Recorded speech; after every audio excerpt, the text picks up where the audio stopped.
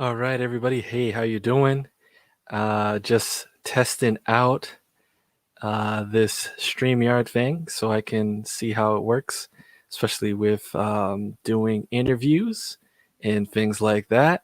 So just testing it out, and thought might as well play um, one of my episodes from Youth Ministry and Mentorship 101, the latest one with Pastor Patrick Graham. Might as well play that for you guys, see if you guys enjoy it and check it out. Feel free to check it out on YouTube, Facebook, and wherever you listen to podcasts. So just testing this out. So there you go. So that's the logo. That's working. And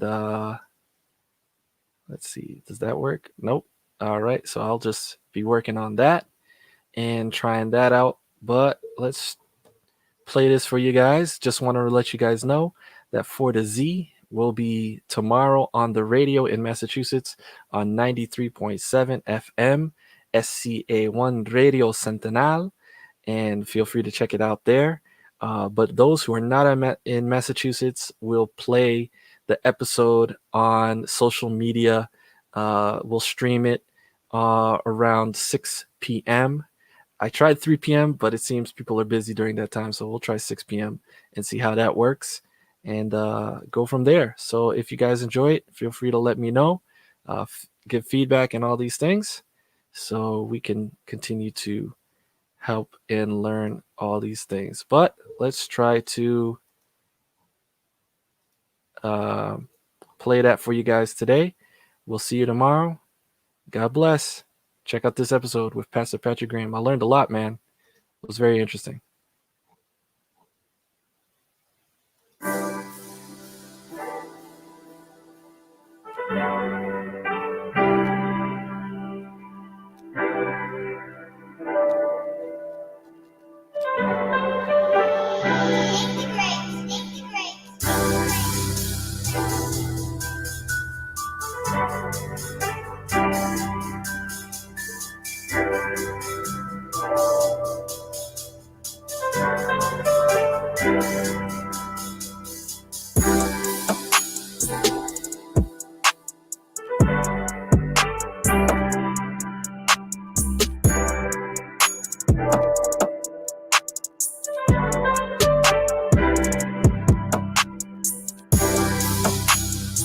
Hey, everybody. I am with Pastor Patrick Graham, the youth director for Allegheny East Conference. How you doing today, Pastor? Hey, doing fine, doing fine. Glad to be on your podcast.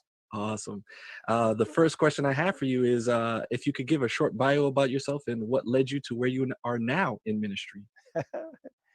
that's that's one of those questions where you have the pastor sitting down, they read his bio, and he's trying to be as humble as he can. That's right. But I'm from Brooklyn, New York. Grew up in Brooklyn, New York. Been fourth generation Seventh-day Adventist. You always been into youth ministries, pathfinders, adventurers before it was adventurers, Mm. and went to Great New York Academy to Oakwood College, then uh, to Andrews University. And Andrews University is where I started youth ministries. That's where I got my degree in my master's in youth ministries. And then from there, I pastored in the church for 10 years in the Allegheny East Conference. And I've now been in youth ministry for 8 years. For 8 years. Wow. Amazing. That's great. I would, as we are dealing with this COVID-19 situation, I just wanted to start off by asking this. Do you feel, even though church services have been canceled and camporees and big events have been canceled due to this, have you actually been more busy or less busy in youth ministry? Um, in the Allegheny East Conference, there are we call them non-paid employees, but they're volunteers, Yes, and they have always been on top of their game as far as staying in touch with each other. We Zoomed before. We've always been on calls every month. as far as youth ministry is concerned. We have 13 subsidiaries underneath in the youth ministry department. So we try to stay with each one per month. So, so to be honest with you, when they started to close down the different churches, all we did was set up meetings to be more frequent and not so far apart from each other, because now they saw that not the churches saw that the need was greater. And so even though it hit and we do feel it, there's one thing about young people and people who are youth leaders: they're resilient. And that's why we kind of call the youth leaders and, you know, the Pathfinders master guys. They're like the Marines, you know what I mean? So even though we are getting hit, we have lost a few. I mean, literally lost a few through this. Uh, the work has gotten more work has increased, and but we're used to it. We're used to it. Yeah, I just wanted to get insight on that because from my end, I've been noticing that even though those services have been canceled, and usually, you know, all that meetings to prepare for those things have not have to happen, we found we've doing a lot more on Zoom, having meetings on how to give programs on Zoom. So it's just as busy, if not maybe even busier. Yeah, That's what I've been yeah. noticing. And sometimes, you know, I look back at it and wonder to myself, you know, did I work hard enough, you know, to get it out into the churches? Because what they're asking for is something that they should have already had, Mm, something that should have been in there, and not even in their back pocket. It should have been something that was sitting in front of them all the time. So we've had, yes, right now I find myself spoon feeding to the local church, AYS, not Pathfinders, not adventurers. You know, I'm mm, not really. We're partnering with Lake Region Conference, who's just taking off when it comes to honors. I'm doing the honors, and we just connect everyone together. So the Pathfinders are doing their thing. It's the AYS that was dying, or there are some churches that haven't had it in years. Now they uh, see the need of it. As much as I don't want to give credit to COVID-19, I see more churches now asking for, hey, how can we get these things for our young people? And if it's keeping me busy to do that, then I'm really happy to do it. It's in our blood. Anyone who's in youth ministries, forget about it. It's in our blood. That's what it is. So I'm not complaining over helping out at all. going into that, since this is a podcast that talks about youth ministry and Sure. reaches multiple churches and people, um, what is the advice or the programming that you're giving to those local churches that are asking, how can we have AY during this time? How can, or those churches that you were saying didn't even have it in years? How do you give them advice to just begin, do programming online, or just have programming, period? Yeah, well, the hard part about this is that if our young people have not been involved, and I'm talking about teenagers. Mhm. Um, let's even go a little bit further down. Let's say Yeah. 9 years old and climbing all the way up. So Pathfinder age. These are teenagers recognize um, whether you were aware of them before. So the difficulty is trying to do something for them now. You know, they're the same people that say, "Oh, now you want to do something for Mm, us?" What happened to all this time when there was just an 11 o'clock worship hour, or no one paid attention to Pathfinders or Pathfinder days, etc. Young people remember those type of things. You know, they're the ones that say, okay, how come we have to have Pathfinder Day, AYS Day, and Adventure Day all in the same day? Uh, that's their thought process. What I say to our AY leaders who have not done anything, and you know what I mean by that, who have not kept anything going, is you got to start from scratch now. Talk to their parents and let them know, because I don't want AY leaders to talk directly to the kids first. You know, we still have that Sterling thing that we do. We still have to make sure that we're not contacting each other like that, and start from scratch. Start off with things dealing with relationships. How are things going on at school? Don't throw the big spiritual thing in there right now, the big Bible thing right now, if you have not done it. Show them that you care about them, what they're thinking. There are a lot of kids who have not graduated, who are not going to be able to graduate or have graduation days. Some miss their friends. Anxiety is high. So I wouldn't want them to come at them like that. But just try to figure out what is it that's going on with them. AY leaders figuring out what's going on with the kids. Put them on Zoom, talk to them, have a conversation. Let them talk to their friends that they haven't seen in weeks. And I think that's a great beginning. And then we can start adding programming to it. Relationship now, then programming. Wow. So I just want to repeat so I Sure. know that I got it. So basically, you're saying the leaders should start building intentional relationships now first, Right. and then introduce programming. Because if you just introduce that programming, especially if you weren't having the relationship, it's going to be for naught. It's not going to be effective anyway. Yeah, you know how young people are. They know right away if you're not interested. I've sat down with young people when my mind wasn't there. They'll know when you're not attached, when something is, you're not vibing. And so I do think this is a perfect time. Let me just say this. I think this is a perfect time, though, to re-engage that. To be totally honest with you, maybe over a year or so, we have 6 Federation officer leaders, because we have 6, and they've fizzled out over the past year or so. But now everybody's coming back stronger. Like Voltron, just trying to bring everything back together again. And we have to do it slow, because I don't want to make the same mistakes that we've made before. Federations before is not the same federations now. The young people that were there back then that were pushing federations are not the same. Like in our regional conferences, talking about federations, not the same. So we have to find new ways to do things, and I'm up for the challenge and getting that done. So I'm using this time to rebuild that.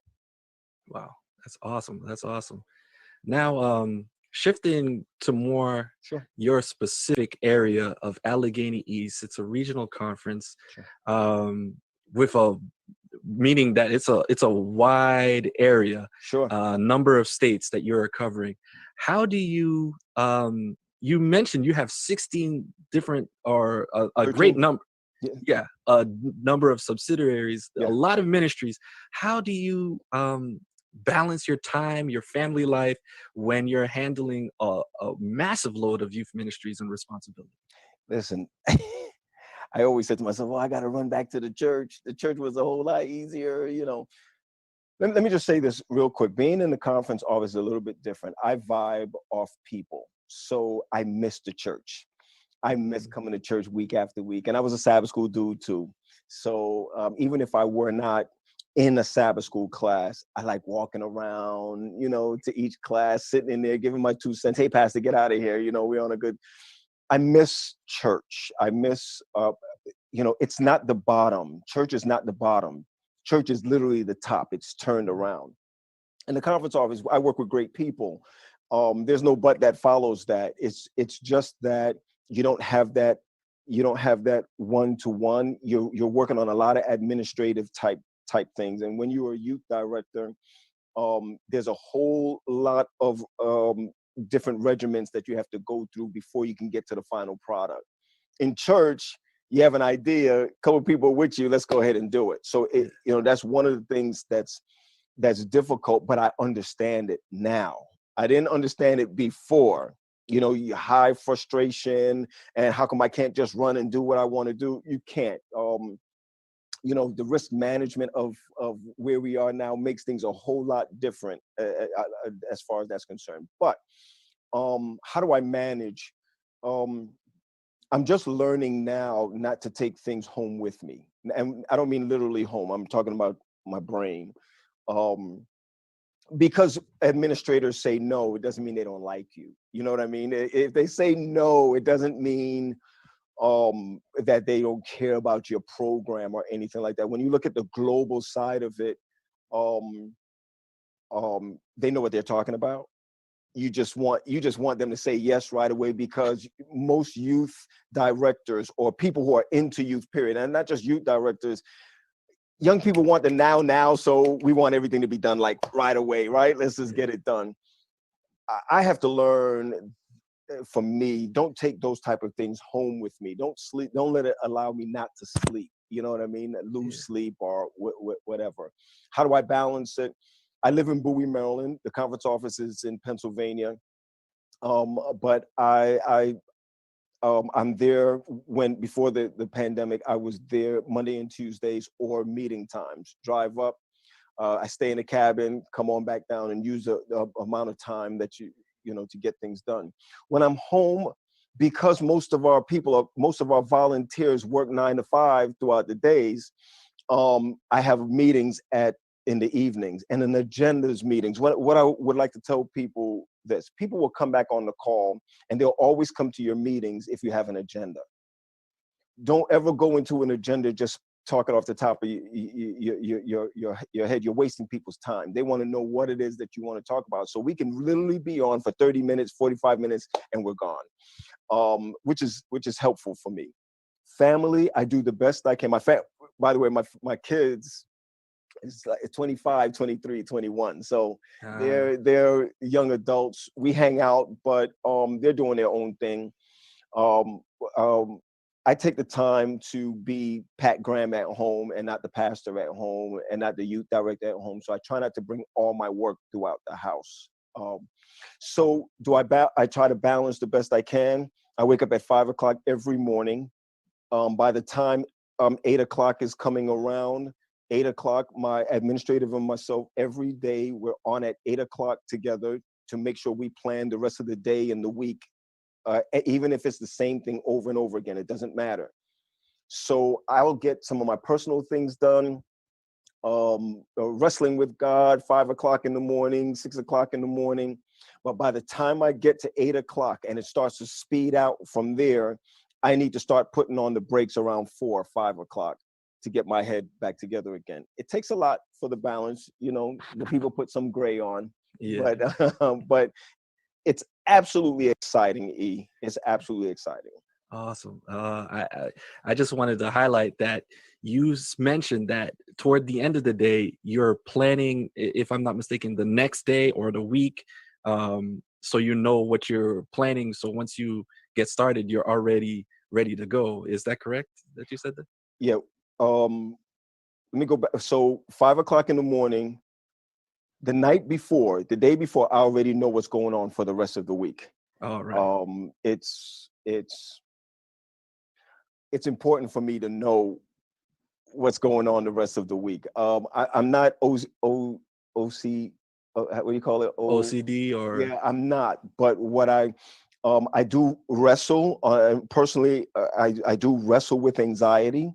I do wrestle with a high anxiety, so I have to plan my days out. I'm particularly happy that those that are around me that work with me know that I go through that. So I don't get a lot of monkey wrenches thrown in. Mhm. So a typical day for me starts at 5 o'clock in the morning, 6, 7. By 8 o'clock, I'm in contact with the office Monday, Tuesday, Wednesday, Thursday, and no Fridays up to Thursday. By the time I get to 5 o'clock, I pick things to do. There's a book that Pastor Goodman gave me that I was going through. I wish I had the name of it, but it gives you all the things that you need to do, and every day you must have a highlight. So you have your list, but every day you have to have a highlight. And my goal is to always hit the highlight. And if I don't make my list, especially if it's for work, is I move it over to the next day and kind of broaden out what needs to be done. It helps me to focus a whole lot better. But yes, I do plan out my week feverishly. I do. Yeah, I just wanted to highlight that because I think this is something that I've noticed with many youth directors. So it's not just you, Pastor Graham. It's many youth directors that are very effective. They plan out their week, their months ahead, so that they know what they're doing, and so they can be effective each day. So yeah, that's why I just wanted to mention that. Uh, COVID is not a break. mm, It's not a break. And one thing I'd like to share with everyone, if this continues to go on for a little bit, I believe in God, and I believe that God is going to put His hand in at His own time. I It's not a break. It's not a vacation. Um, you do you you're you. The truth, though, for me, is that I'm used to doing things the same way. Now I have to learn to do things a different way. I have to learn now that Instagram, I can get on Instagram now, not just seeing what the young people are doing, but now I have to have a presence on Instagram. I'm looking at TikTok now and say, okay, can I get on TikTok? And the truth is, TikTok is where I got the thing that Beta did earlier on with the Rush, the Pathfinder Rush. Those are the type of things that young people like to see, and you have to stay on top of your game, even if we're closed in. You can't put God in a box. That's right. So this new type of ministry that we need to hold on to, people are still going to, I think more people are going to be saved now because God wants, Sister White was talking about getting to the end of the earth, or better yet, the Bible tells us that the gospel has to get to the end of the earth. And what better way than for us to sit down and plan correctly to how we get to places that we would never be able to get a church into. So Wow. yeah, I have to say that we're not on vacation. We have Wow. work to do. Awesome. Awesome. I just have to ask a question on top of that Well, because you mentioned social media.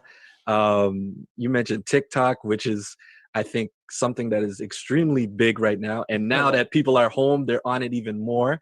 And you're saying that you're going on there and coming up with ideas. How important is it to continue telling our youth leaders and our church leaders that this is where the church is heading? This is where we need to be empowering our young people in using broadcast ministry, social media ministry. What comments would you have on that? You, you know, I hear a lot of people say earlier on, a lot of people say, "Oh, Facebook, that's for young people." You saw how quickly Facebook became for I'm like old people like me. It just, you know how it just moves on to the next Yes. thing. Um, you know, this year I'm going to be 50 years old. And I became the youth director 41, 42 years old. And I always said to myself, man, by the time I turn 50, I'm not going to, I guess I'm not going to be in this thing anymore. And Mm, someone said to me, and let me tell you this other thing. I'm going back to school to do counseling psychology because of young people, mental health counseling. And my teacher said to me, Dr. Parsons, she said to me, after this, you need to do your doctorate. And I said, no, I'm not going to do my doctorate. She said, why? I said, I'm going to be 50. She said to me, oh, so you're planning on dying at 50? And I like that she said that because even though I don't have plans right now to go on to my doctorate, it's the same thing in youth ministry. You don't have to be a certain age to be in youth ministry. Your heart has to be for youth. Your heart has to be in it for youth. And when that happens, things like social media won't frighten you. Things mm, like certain kinds of music, and I just want to be careful saying that, you kind of have to live their world to understand how to bring them back. You have to understand their thought process. You have to understand what they mean when they text you, and what does that text actually mean. When they say certain phrases, what does that actually mean? And those phrases change all the time. Now, I'm not saying that you have to say them, because certain things I say just does not work for me. I wanted to add this real quick. I have an ACT team, or like a summer workers. We have about 20 of them at Allegheny East that comes in for 8 weeks. I literally use that time to learn about what's the new music, what's going on, what's the style of dress, what's the new word, and this is that and the other. And I try to use it around them. And they look at me and be like, PG, no, stick to your where you at, but understand who we are. And yes. I totally see that. So I'm gonna miss that this year. I don't we're not gonna have it this year because of COVID. But all youth leaders must understand the plight of young people, what they're going through, what they're feeling.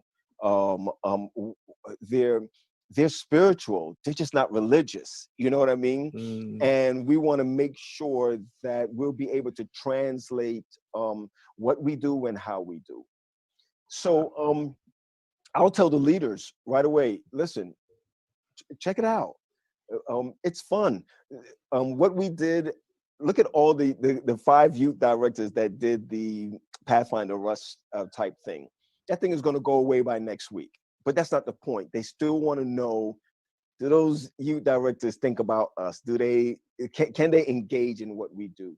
And I think that Yes. that's one of the most important things that has happened.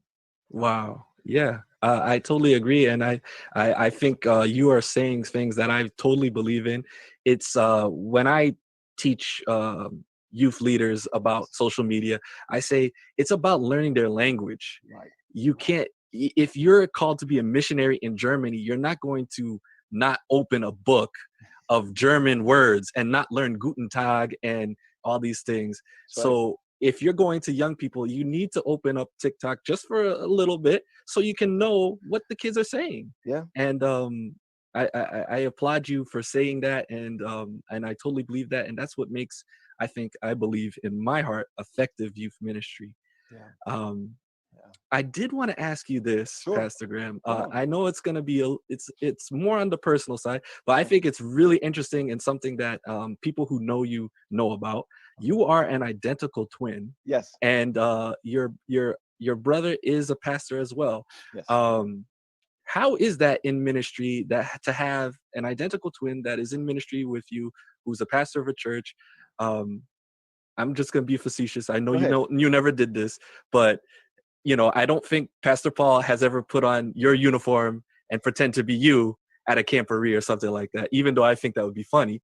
But how is it to? Is he a helpmate in the sense of partnering in ministry? Is he someone you get advice from? um, Paul's church, RPC Church in the Potomac Conference, is a growing sensation because of the young adults that went there. And those young adults have children, and wow, 10 years have passed so quick. So some of those kids that came in are now teenagers and going to high school and all of that. Um, Paul and I, we have we're different in so many different ways. Paul likes to make those connections. He likes to. He's more of an extrovert. I'm more of an introvert. Um, like I said, I like being home. I just don't like that somebody said I have to be home. You know, Mm, but we don't we bounce ideas off of each other, but we don't spend a lot of time talking about the bad side of ministry. mm, I won't say the bad side. There are certain things in ministry that we don't harp over.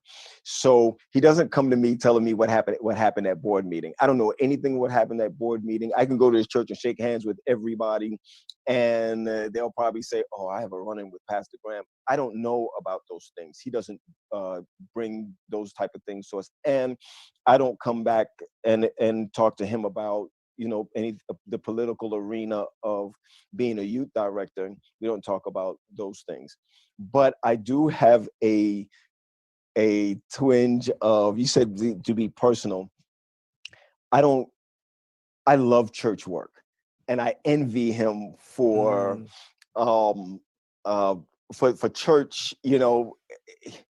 It's just, to me, church is just amazing. It's, you have to be out of it and then to go back to understand. That's why I think when we all get back to church, it's going to be a different ball game. It's just going to be yes, a different thing altogether. I mean, we might do a holy dance in church, just to that's be right. glad to be in there. But Paul has a way of connecting. Paul has a way of when he preaches, he connects in such a way, and I just don't have that ability. He's amazing. um and we're different, but I'm glad that we're both in ministry together, so that I don't come home and tell my wife certain things. I'm sure he doesn't go home and tell his wife certain things. So we live about a mile away from each other, hardly Ah, see each other because of ministry. But wow. when we do see each other, hang out, ice cream, let's go to Home Depot, let's hang out, let's just do something. But it's great to have him in ministry. I'll be honest with you, not just my brother, but the guys in Beta. I have a great respect for them. Even the ones that are not in youth ministry anymore, they still have a heart for it. I have to say that it's awesome. I don't like saying this, but if I didn't get paid, I would still do it Mm, because it's it's a part of who you are. It's a part of your life. It's everything in your life. So if I went back to a church now, my whole thing would be let's converge on young people, whether it's 20 members in a church, 30, 40 members in a church, or it's 1,000 people. I'll tell you this secret. If I left youth ministry, wherever God takes me to, and he says, here, I want to give you this 80-member church, I'll tell you, I'll be so happy. I believe that youth ministry should be the children in youth ministry should be the foundation of every church. I just believe it. wow. Wow. Awesome. I just But have Paul's one. crazy though, okay? Paul's All right. crazy. If you get All to right. meet him, he's crazy. Yes, yes, he's awesome. I Yes. have met him before. He's awesome. Um, and I just have one last Come question, on. Come on. and that is just reminiscing to a different time, not too long ago, but a different time, Sure. where now we're at social distancing, but at I would say the last time the church was the opposite of this was Oshkosh, and I just want to ask, how did that event impact the Pathfinder ministry and the Pathfinders of Allegheny East? We can't wait for Oshkosh again. Wow. Oshkosh to me is an amazing ministry. Allegheny East, we baptized 20 something people at Oshkosh, kids at Oshkosh. We could have baptized another 30 of them. The Pathfinder ministry is awesome. When I go to Oshkosh, being at Oshkosh tells me that there's a true heaven, the innocence of children, the innocence of teenagers. You know, people are not around fighting and carrying on. They don't even care if it's blacks or if it's whites, if it's Korean, if it's Filipino. They don't care about all of that. Just to see young people say, "Hey, we're here," pin trading, um, free hugs. It just looked like Oshkosh is what heaven is going to be like, and of course better because eyes have not seen or ears heard. Oshkosh is something that has to continue. It's an amazing thing. If you have not been to Oshkosh before, I think we've lost out on something. You've lost out on something that you have to be there to experience it. You can't talk about it. You have to be in the presence of that happening. How many we had? 50,000 Oh, young over that. people, Yes. over Yeah. 50,000 young Yes. people. Yeah. I honestly, I thought it was awesome. Allegheny East, we're already planning for the next one. No one's going to beat us again on our front. That's not going to happen anymore. Not going to happen. We're going to save up money now. Amen. Amen. But it's awesome. Oshkosh is amazing. It could rain. Oshkosh Hmm. is amazing. We're Yes. gonna have thunderstorms. Oshkosh is amazing, amazing place to be. Allegheny East will be there. Whether I'm the leader or I am the leader, Oshkosh is gonna be there. Awesome. Awesome. Awesome. Pastor Graham, it was a pleasure to speak with you about youth ministry. And like you said, something that I'm not paid for youth ministry, so I know that feeling of loving it so much that you'll do it for free. Yes. So let's, as I usually do on this podcast, I give it to the guests to give some encouraging words. There's somebody who is being called to youth ministry who needs to hear from somebody who loves serving the Lord, who's enthusiastic, says they will do it for free, like yourself. What words of encouragement could you give? You know, Ellen G. White tells us that the gospel, and I'm paraphrasing, the layman is where the power comes in. Um, that's where there's no political fences. It's gospel, it's Bible. You can move on. You don't have to worry about budgets. You don't have to worry about anything. The gospel is free. But there are those who God has called to pastoral ministry and allow those to be in the layman side until he's called them to a place where they could do ministry from a conference or from a church, youth ministry from a conference or a church. Let me just encourage you, those who are into youth ministry or want to get into youth ministry. It's not for the faint of heart, but God is the one that equips. A lot of people ask me, how come that was so successful? I'm going to tell you something that it's not even a secret. I want to share this. Before I press post, I pray. I'm not talking about foolishness. I have sometimes I put some foolishness on Facebook. That's not what I'm talking about. When I'm pushing the gospel, when I'm pushing something to encourage people, I literally, before I press post or to post it, I pray, God, that it may get into the right hands. He'll equip you. Somebody asked me before, Pat, how come the majority of what you do is successful? It is because I follow God. God don't follow me. Right? He'll humble you. And I don't sing that song, humble me and let me do thy will. I don't sing that because I don't want him to humble me. I want to be humble. In youth ministry, you have to be humble. And I want to encourage each person that's pushing in youth ministry, whether it's children's choir, whether it's Sabbath school, whether it's Pathfinders Adventures, whether it's Bible Bowl, PBE, it doesn't matter. Whatever it is, speak the language of the young people and do not compromise the principles of Christianity, the Adventist church, and who you are.